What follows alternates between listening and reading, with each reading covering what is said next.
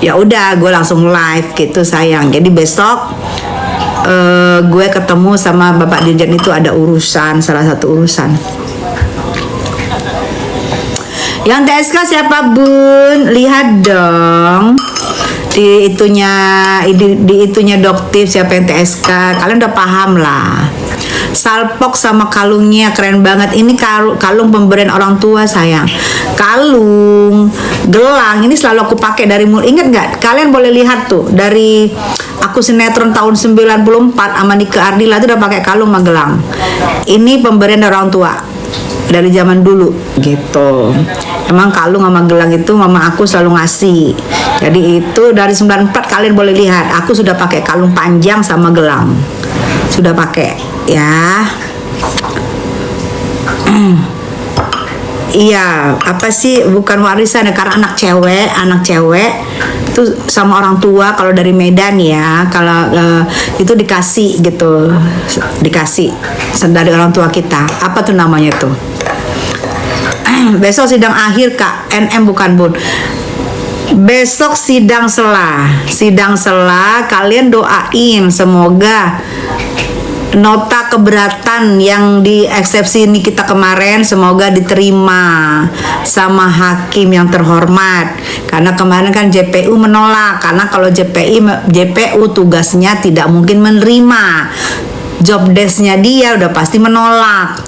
Nah doain semoga Kamis besok eksepsi keberatan dari Nikmir diterima, kalau bisa diterima semua ya kan, kita berharap diterima semua, amin.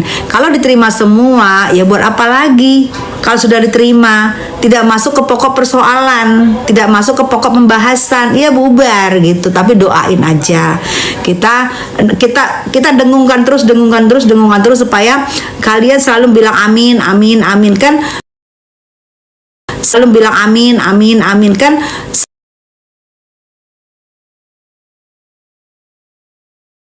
Semua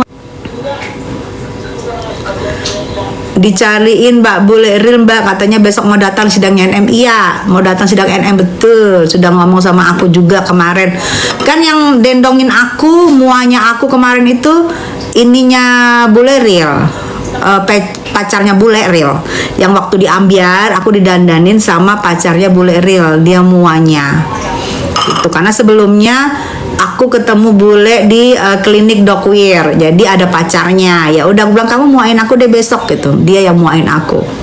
Kalau hakim tidak menerima gimana bun? Kalau hakim tidak menerima berarti minggu depannya masuk ke pokok permasalahan. Berarti di situ nanti akan harus datang dari saksi korban atau saksi pelapor, saksi korban. Nah itu nanti baru saksi-saksi yang lain, nanti ada saksi ahli, ada saksi lain. Nah itu yang agak memakan waktu ya, itu mungkin bisa 10 sampai 12 kali persidangan lagi jika besok ditolak, jika Kamis besok ditolak gitu. Nah kita kenapa bisa sedikit agak tahu, karena kita mengikuti persidangannya Niki, jadi kita lebih paham, kita banyak membaca, kita banyak mendengar, jadi kita lebih paham. Dan kalian pun saya omongin, kalian pun jadi paham ya sayangnya. Jadi besok kalau kalian melihat, oh ini berarti sidangnya isinya ini gitu ya. Assalamualaikum, waalaikumsalam. Kapan sidang lagi? Kamis sayang. Uler Mbak Tessa, seneng lihat Mbak Tessa tegas, makasih sayang. Bunda Tessa cantik, kapan masuk apa? Saya sudah masuk rumah saya. Mbak Tessa seneng lihat Mbak Tessa tegas, makasih sayang. Nah sidang yang dia nggak datang itu sidang perdata. Mereka sengaja nggak datang biar mereka menunjukkan bahwa gue nggak setuju dengan perdata ini gitu loh. Makanya mereka nggak datang. Harusnya mau sidang perdata pun datang, karena sidang perdata itu karena ada efek dari pidananya. Dari pidananya itu muncullah perdatanya, karena NM nggak merasa yang dia ajukan pidana, Niki itu nggak merasa, makanya larilah diajukanlah perdata. Nah, perdatanya ini diajukan kan sebab akibatnya karena ada pidana ini. Tapi pihak sana nggak mau mengakui perdata ini, makanya nggak mau datang. Karena mereka berpikir itu bukan perdata, mereka nggak mau datang. Harusnya datang. Jadi berhadapan sama Niki, omong kalau memang itu bukan perdata, lu ngomong bertanggung jawab dengan laporan lu. Oke, gini. Memang lu diminta datang. Itulah gunanya perdata tuh pasti ada mediasi. Makanya ada mediasi yang disediakan dari pengadilan. Pengadilan perdata itu pasti menyediakan mediasi yang mana adalah orang-orang dari pengadilan tersebut. Kan gunanya ada sebenarnya, tapi karena ini tidak mau ada perdata ini supaya perdata ini tidak timbul, supaya perdata ini tidak ada tuntutan 100M di sini. Ada tuntutan 100M, jadi di sini pinter mereka nggak mau datang, padahal harusnya datang dong, karena perdata ini timbul karena ada pidana elu, ada laporan elu gitu loh. Aduh, kalau gua ininya udah gua gerek tuh.